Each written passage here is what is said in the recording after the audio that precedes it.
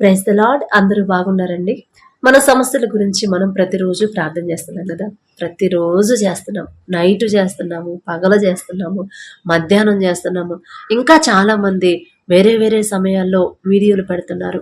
అవి కూడా మనం ఫాలో అవుతున్నాం. అయినా సరే మన సమస్యకి పరిష్కారం రావట్లేదు, మన ప్రార్థనకి జవాబు రావట్లేదు.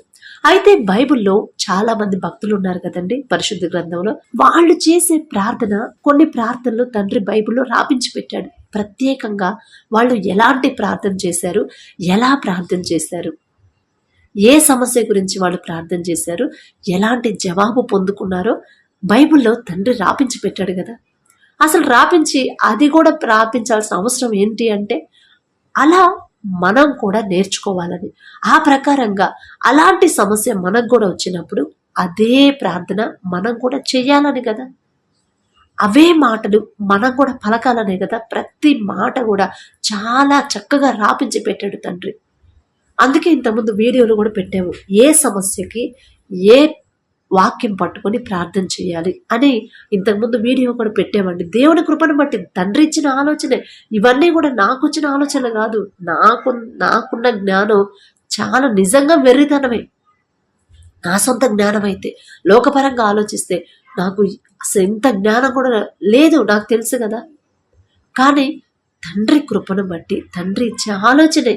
మళ్ళీ అది పెట్టిన తర్వాత, అరే ఇది ఎప్పుడు పెట్టాను నేను, ఈ ఆలోచన నాకెప్పుడు వచ్చిందప్ప, అసలు ఇంత ఇంత ఆలోచించాను నేను అనిపించింది తర్వాత వీడియో పెట్టిన తర్వాత, దేవుని కృపను బట్టి. అయితే మనం ప్రార్థన చేస్తున్నాం కదా, ఏ సమస్యకి ఏ వాక్యం పట్టుకొని ప్రార్థన చేయాలో అదే వీడియో పెట్టాము. అయితే బైబిల్లో కొంతమంది భక్తులు వాళ్ళకు వచ్చిన, అంటే కొన్ని సందర్భాల్లో కొన్ని సమస్యల గురించి, కొన్ని విషయాల గురించి ప్రత్యేకంగా ప్రార్థన చేసి జవాబు పొందుకున్నారు. అవేంటియో మనం చెప్తాము, ఒకసారి జ్ఞాపకం చేసుకుందాము. మొదట్లో దావీదు గారు ఎక్కువ ప్రార్థన చేసేవాళ్ళు. దేని గురించి ప్రార్థన చేసేవాడు అంటే, దేవునికి దగ్గర అవ్వాలని, దేవుడి నుంచి దూరం అవ్వకుండా ఉండాలని, దేవుని తోడే కోరుకున్నాడు దావీదు బలవంతుడు, మంచి యుద్ధం బాగా చేసే పరాక్రమశాలి. అయినా కూడా తన మీద తను ఆధారపడలా, తన మీద తను డిపెండ్ అవ్వాలా. అరే నేను ఇంత బలవంతుని కదా, అంత పెద్ద గొల్యాతుని మామూలు ఒక రాయితో చంపేసాను కదా, ఎన్ని యుద్ధాలు చేసినా నేనే గెలుస్తున్నాను కదా, మరి ఇంత బలం, ఇంత టాలెంట్ నాకున్నప్పుడు దేవుడితో నాకేం పని అనుకున్నాడా దావీదు? అనుకోలేదు. ప్రతి యుద్ధానికి కూడా బయలుదేరే ముందు యుద్ధము యెహోవాదే, అయ్యా నువ్వు నా ముందుంటేనే, మీరు నా ముందుండి యుద్ధం జరిగిస్తేనే నేను గెలుస్తాను, లేకపోతే నేను ఓడిపోతాను అని దావీదేమో దేవుని మీద ఆధారపడ్డారు. దావీదు దగ్గర ప్రజలేమో దావీదు మీద ఆధారపడ్డారు. బైబిల్ చదువుకుంటే మనకు అన్ని విషయాలు చాలా జాగ్రత్తగా తండ్రి నేర్పిస్తూ ఉంటాడు. అయితే దావీదు దగ్గర పనిచేసే వాళ్ళు చెప్తారు, అయ్యా మీరు యుద్ధానికి రావద్దు, మీరు మా ముందు దీపంలాగా ఉంటే చాలు, మేమెళ్ళి యుద్ధం చేస్తాము, ఖచ్చితంగా గెలుస్తాము అని వాళ్ళు యుద్ధానికి వెళ్ళేవాళ్ళు. దావీదు ఏం చేసేవాడు, దేవుడికి మొరపెడతా ఉండేవాడు, అయ్యా యుద్ధం నాది కాదు మీదే అని తండ్రికి అప్పగించేవాడు.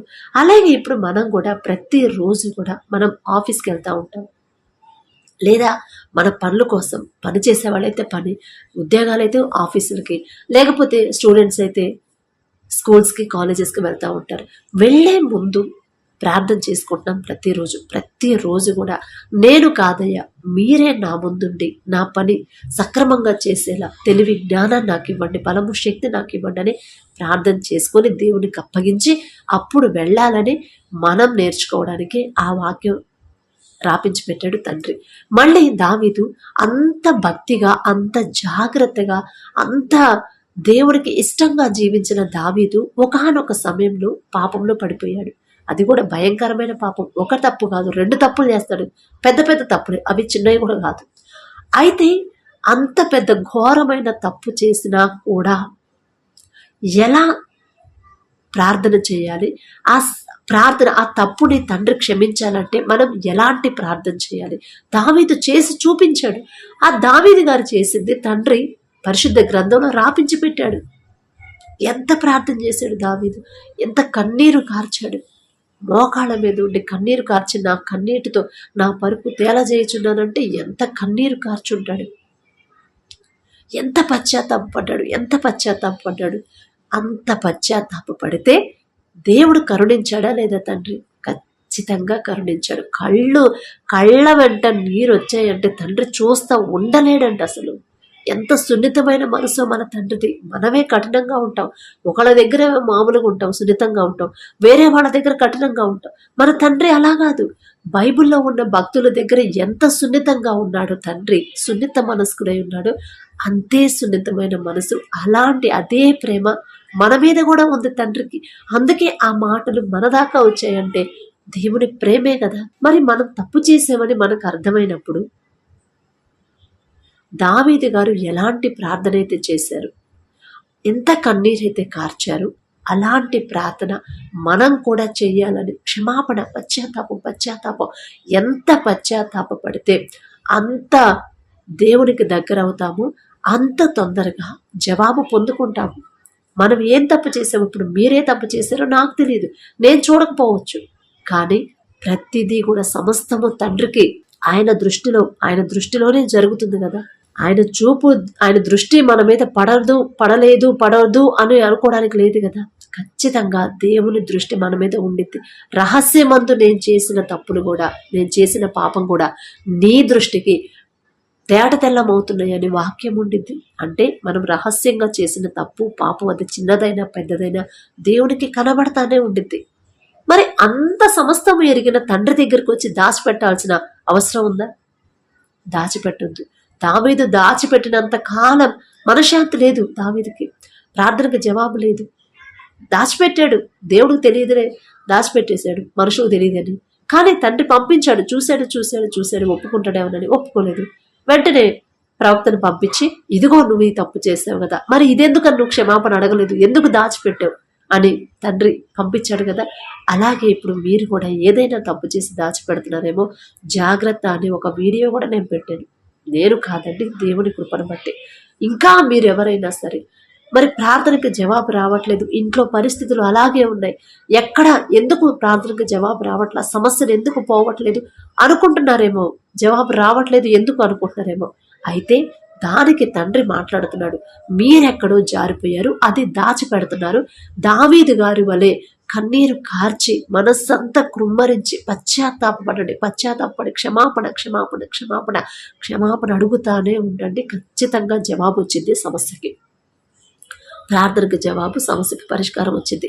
అలాగే ఒకానొక సమయంలో ఏలియా గారి ప్రవక్త ఒకానొక సందర్భంలో ఆసక్తి ప్రార్థన చేశారు. ఎందుకు చేశారు ఆసక్తి ప్రార్థన? ఆయన సొంతానికి, అంటే ఆయన కోసం చేసుకున్నాడా ఆసక్తి ప్రార్థన? ఏలియా గారు ఆయన కోసము, ఆయన కుటుంబం కోసం చేశాడా? చేయలేదు. ఇశ్రాయేలు ప్రజలు దేవునికి దూరం అయిపోతున్నారు, వేరే విగ్రహారాధకులు, వేరే అన్య దేవతలకి వాళ్ళని పూజిస్తున్నారు. అది ఏలియా గారికి నచ్చట్లా.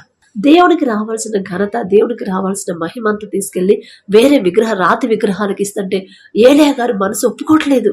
అందుకని ప్రార్థన చేశాడు, ఆసక్తితో ప్రార్థన చేశాడు. అయ్యా వీళ్ళు మీ మాట వినట్లేదు, అసలు మీరు అన్ని కార్యాలు చేసి, అన్ని అద్భుత కార్యాలు చేసి అక్కడ బానిసలుగా ఉన్న మీ ప్రజలు విడిపించి, మీరు అంత చక్కగా అంత క్షేమంగా తెచ్చి వీళ్ళకి మంచి ఆరోగ్యము, ఏది కావాలంటే అది ఇచ్చి అంత క్షేమంగా అంత జాగ్రత్తగా కాపాడిన మిమ్మల్ని పక్కన పెట్టేసి అన్ని దేవతలను పూజిస్తున్నారు.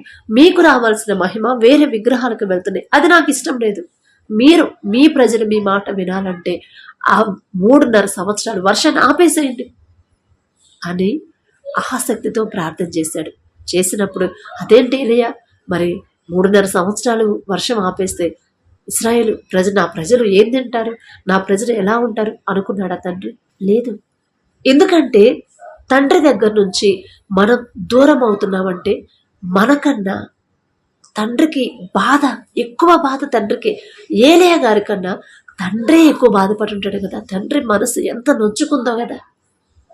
నా ప్రజలు నా నుంచి దూరం అవుతున్నారు, నేను ఆశీర్వదించిన ప్రజలు, నేను ఏర్పరచుకున్న ప్రజలు నా నుంచి దూరం అవుతున్నారని తండ్రి ఎంత బాధపడి ఉంటాడు. ఎలాగైనా సరే నా ప్రజలు నా దగ్గరకు రావాలి అని ఆ ఆసక్తిగా ప్రార్థన చేసే మనసుని ఏలియా గారికి ఇచ్చారు తండ్రి.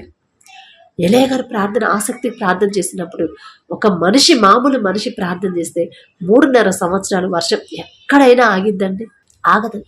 కానీ తండ్రి ఆపాడు. ఆ శక్తి ఎవరికి ఉంది? ఏలియా గారు ఇంకా వేరే వాళ్ళ మీద ఆధారపడవచ్చు, కానీ ఆ శక్తి ఎవరికి లేదని తెలుసు కదా. దేవుని ముందు మోకాళ్ళుని ప్రార్థన చేశారు. ఆసక్తితో ప్రార్థన చేయగా 3.5 సంవత్సరాలు మేఘము వర్షింపకుండెను అని బైబిల్లో ఉండింది. అలాగే ఇప్పుడు మీ సమస్యల గురించి, మీ బిడ్డలు మీ మాట వినట్లేదు, దూరం అయిపోతున్నారు, దేవుని దగ్గరికి రండి అమ్మా, బైబిల్ చర్చికి రండి, ప్రార్థన చేసుకోండి, దేవునికి దగ్గర అవ్వండి, దేవుని మీద ఆనుకునని మీరు మీ బిడ్డలకు చెప్తున్నారు, వాళ్ళు వినట్లేదు. అప్పుడు మనం ఏం చేయాలి? ఆసక్తి ప్రార్థన చేయాలి. వాళ్ళ భవిష్యత్తు ఎలా ఉండిద్దో, వాళ్ళు ఎక్కడ చదవాలో, వాళ్ళు ఏ కాలేజీలో, అది కాదు మనకి ఇంపార్టెంట్. అది అవసరమే, అది అవసరమని మన తండ్రికి తెలుసు. మొదట మనం దేని గురించి ఆసక్తి ప్రార్థన చేయాలి? మన బిడ్డలు తండ్రికి దగ్గర అవుతున్నారు, దగ్గర అవ్వాలని ప్రార్థన చేయండి. అయ్యా నా బిడ్డలు నా మాట వినట్లేదు, నా మాట వినరు, కానీ మీ మాట ఖచ్చితంగా వింటారు. లోకంలో పడిపోతున్నారు, మీ నుండి దూరం అవుతున్నారు. ఆ పరిస్థితి నా బిడ్డలకు రానివ్వద్దు. నాకు దూరమైన పర్వాలేదు, నా బిడ్డ మీకు మాత్రం దూరం అవ్వనివ్వద్దయ్యా. నా మాట వినకపోయినా పర్వాలేదు, మీ మాట వినకుండా ఉండే పరిస్థితి, ఆ మనసు, ఆ హృదయం వాళ్ళకి రానివ్వద్దయ్యా. నా బిడ్డలు చదువు ఆపేసినా పర్వాలేదు, ఉద్యోగం లేకపోయినా పర్వాలేదు, మీకు దగ్గరైతే చాలయ్యా అని ఆసక్తిగా ప్రార్థన చేయండి. ఖచ్చితంగా మీ బిడ్డల మనసులు మారుస్తాడు తండ్రి. వాళ్ళకి నూతన హృదయాలు ఇస్తాడు. అక్కడ ఏలియా గారు ప్రార్థించినప్పుడు ఆ వర్షాన్ని ఆపేసాడా లేదా తండ్రి? ఆపేశాడు. ఆపేసిన తర్వాత మళ్ళీ ప్రార్థన చేసినప్పుడు మళ్ళీ వర్షాన్ని ఇచ్చాడు తండ్రి. అప్పుడు వాళ్ళు ఆ గొప్పతనం, దేవుని గొప్పతనం తెలుసుకున్నారు కదా. ఇశ్రాయేలు ప్రజలు తెలుసుకొని మళ్ళీ దేవుని తట్టు తిరిగారు కదా. ఇప్పుడు ఇదే ప్రార్థన మీరు చేయాలి, మనం చేయాలి, మన బిడ్డల కోసం మనం చేయాలి. వాళ్ళ భవిష్యత్తు కాదు, దేవునికి దగ్గర అవ్వాలి. నా బిడ్డలు నా తండ్రికి దగ్గర అయితే చాలు, నా దేవుని మీద ఆనుకుంటే చాలు, వాళ్ళకి ఎలాంటి గడ్డు పరిస్థితులు, ఎలాంటి సమస్యలు, ఎంత అనారోగ్యం వచ్చినా సరే నా దేవునికి దగ్గర అయితే చాలు నా బిడ్డలు అని మీరు ఆసక్తి కలిగి ఉండండి. ఆసక్తి ప్రార్థన చేయండి. ఖచ్చితంగా తండ్రి జవాబిస్తాడు. ఖచ్చితంగా మీ బిడ్డల మనసులు మారుస్తాడు. వాళ్ళ మంచి భవిష్యత్తు కావాలంటే మీరు మొదట బిడ్డల్ని దేవునికి దగ్గర అవ్వాలని ఆసక్తి ప్రార్థన చేయండి. అలాగే దానియేలు గారి ప్రార్థన మనం చూసాము ఆల్రెడీ, చాలాసార్లు చదువుకొని కూడా ఉంటాము. తనను ప్రభువు దగ్గర నిన్ను నీవు తగ్గించుకొని ప్రార్థించటం మొదటి రోజు నుంచి మేము విన్నాము అని దానియేలు గారు దేవుని ఎదుట తనను తాను తగ్గించుకొని దేవునికి మొరపెట్టాడు కదా. ఆ ప్రార్థన ఆయన ఎప్పుడైతే ప్రార్థన మొదలు చేయడం స్టార్ట్ చేశాడో ఆ రోజు నుంచే ఆయన చేసిన ప్రతి ప్రార్థన, ప్రతి మాట కూడా తండ్రి విన్నాడు అని మనకి బైబిల్లో రాపించి పెట్టాడు తండ్రి. అంటే మనల్ని మనం తగ్గించుకొని ప్రార్థన చేస్తే ఖచ్చితంగా మనం ఏది మాట్లాడినా ఆ మాట అనేది తండ్రి దగ్గర చేరిద్ది అనే మనం తెలుసుకోవడానికే అవన్నీ రాపించి పెట్టాడు కదా. దానియేలు నిన్ను నీవు తగ్గించుకొని, ప్రభువు ఎదుట నిన్ను నీవు తగ్గించుకొని నువ్వు ప్రార్థన చేసిన మొదటి రోజు నుండి నువ్వు ఏదైతే అడిగావో ప్రతిదీ కూడా తండ్రికి తెలుసు, తండ్రి విన్నాడు అని ప్రార్థనకి జవాబు పంపించాడా లేదా? దానియేలు గారి ప్రార్థనకి చెయ్యని తప్పు, చెయ్యని నేరం మీద మోపబడింది. అప్పుడు సింహాల బోనులో వేసిన తర్వాత సింహాలు ఏమీ చేయలేదు అని మనకు తెలుసు. చిన్నప్పటి నుంచి సండే స్కూల్ నుంచి మనం నేర్చుకుంటానే ఉన్నాం. అయితే అసలు అంత సింహాల నోళ్లను మూయడానికి దానియేలు గారు దేవునికి ఎంత ఇష్టంగా జీవిస్తే ఆ సింహాల నోళ్లను మూసాడు తండ్రి. ఎంత తగ్గించుకొని ప్రార్థన చేశాడు దానియేలు గారు. ఎంత తగ్గింపు ప్రార్థన చాలా చాలా ఇంపార్టెంట్ అండి. మరి చాలా మీరు చాలా సంవత్సరాల నుంచి ప్రార్థనకి వెళ్తూ ఉండుండొచ్చు, చర్చెస్కి వెళ్తూ ఉండుండొచ్చు, చాలా యూట్యూబ్ ఛానల్స్ చాలా మందిని ఫాలో అవుతూ ఉండొచ్చు.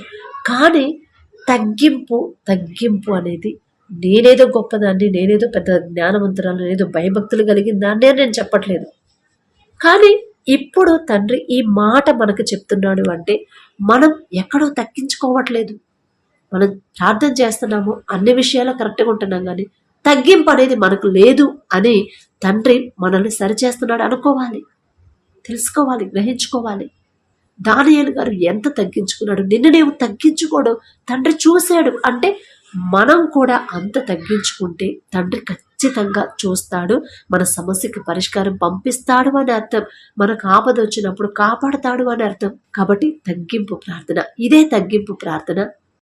కొత్త నిబంధన కాలంలో పరిసయ్యుడు సుంకరి ఇద్దరు దేవుడి మందిరానికి వెళ్ళినప్పుడు, పరిసయ్యుడేమో పెద్ద పెద్దగా ఎలుగెత్తి పెద్ద పెద్దగా, అయ్యా నేను నీకోసం అది చేశాను, నేను ఇది చేశాను, దశమ భాగం ఇస్తాను, ఇది చేస్తాను, అది చేస్తాను, అన్ని విషయాలు నేను పర్ఫెక్ట్గా ఉంటాను అని పరిసయ్యుడు ప్రార్థన చేశాడు. సుంకరి దేవాలయం బయట నిలబడి, మందిరం బయట నిలబడి ఆకాశం వైపు కన్నులెత్తి చూసే అర్హత కూడా నాకు లేదయ్యా అని సుంకరి ప్రార్థన, తనను తాను తగ్గించుకొని ప్రార్థన చేసినప్పుడు ఇద్దరిలో ఎవరి ప్రార్థన తండ్రి విన్నాడు? మనం ఎంత పర్ఫెక్ట్గా ఉన్నా, ఎంత బైబిల్ చదివినా, ఎంత జాగ్రత్తగా ఉన్నా కూడా మన తగ్గింపు అనేది, మన హృదయ తగ్గింపు, మన మాటల తగ్గింపు, ప్రవర్తన, అన్ని విషయాల్లో తగ్గింపు అనేది చాలా చాలా ఇంపార్టెంట్. అదే తండ్రికి చాలా ఇంపార్టెంట్. బయట మనుషులకైతే వెరితనంగా ఎగతాళిగా మనం కనిపించవచ్చు, కానీ దేవుడు తండ్రి మనల్ని లక్ష్య పెట్టాలంటే, తండ్రి మన ప్రార్థన వినాలంటే, తండ్రికి ఇష్టమైన ప్రార్థన కావాలంటే తగ్గింపు. సుంకరి పరిసయ్యుడు వాళ్ళిద్దరిలో ఎవరు ఎక్కువ? లోకపరంగా చూస్తే పరిసయ్యుడు ఎక్కువ. పరిసయ్యుడు మంచి పొజిషన్లో ఉన్న ఆయన, సుంకర్లు అంటే చాలా తక్కువ కదా. కానీ దేవుని దృష్టిలో ఎవరు ఎక్కువ? సుంకరి ప్రార్థన తండ్రి విన్నాడు అంటే ఆ మాట, ఆ ప్రార్థన, ఆ సన్నివేశం, ఆ సంఘటన రాపించి పెట్టాడు అంటే దాని అర్థం ఏంది? మనం కూడా సుంకరి వలె ప్రార్థన, తగ్గింపు ప్రార్థన నేర్చుకోవాలన్నదే దేవునికి ఇష్టం, దేవుని చిత్తమై ఉంది. అలానే నా ఛానలే మీరు ఫాలో అవ్వండి అని నేను చెప్పను. మీరు ఎక్కడ ప్రార్థన చేసినా, ఎక్కడ చర్చికి వెళ్ళినా, ఎవరిని ఫాలో అయినా సరే తగ్గింపు అనేది, మీరు ఏ సమయంలో ఎలాంటి ప్రార్థన చేయాలి అనేది అలవాటు చేసుకోండి. అది మనసులో పెట్టుకుంటే చాలు. ఇక మన ఛానల్ని ఫాలో అవ్వాల్సిన అవసరం లేదు. మీరు దేవునికి దగ్గరైతే చాలు. అదే నాకు కావాలి, అదే ఆశ కలిగించండి నా తండ్రి. మీరు ఎలాంటి పరిస్థితులు ఎదురైనా సరే, ఎన్ని శ్రమలు వచ్చినా సరే, ఎన్ని ఆటంకాలు అడ్డంకులు వచ్చినా సరే, దేవునికి మాత్రం దగ్గర అవ్వద్దు, దూరం అవ్వద్దు. దేవునికి మాత్రం దూరం అవ్వద్దు, మనుషులకి మాత్రం దగ్గర అవ్వద్దు. దేవునికి దగ్గర అవ్వండి. దేవుణ్ణి కనిపెట్టుకుని దేవుని పాదాల దగ్గర మొరపెట్టుకొని ఉండండి. ఖచ్చితంగా తప్పు చేశారంటే దావీదు వలె ప్రార్థన చేయండి. పాపం చేశాను అని తెలిస్తే దావీదు వలె ప్రార్థన చేయండి. మీ బిడ్డలు దారి తప్పిపోతున్నారంటే ఏలియా గారి వలె ప్రార్థన చేయండి. ఇంకా మన ప్రార్థనకు జవాబు రావట్లేదంటే ఎక్కడో నేను జారిపోతున్నాను, తగ్గింపు ప్రార్థన, సుంకరి వలె ప్రార్థన చేయండి. దానియేలు గారి వల్ల తగ్గింపు ప్రార్థన చేయండి. ఖచ్చితంగా తండ్రి దృష్టిలో మనం ఉంటాం. కాబట్టి అలా దేవుని సహాయం, తండ్రి కృప మీకు తోడుగా ఉండాలని మనస్ఫూర్తిగా కోరుకుంటున్నాను. Praise the lord.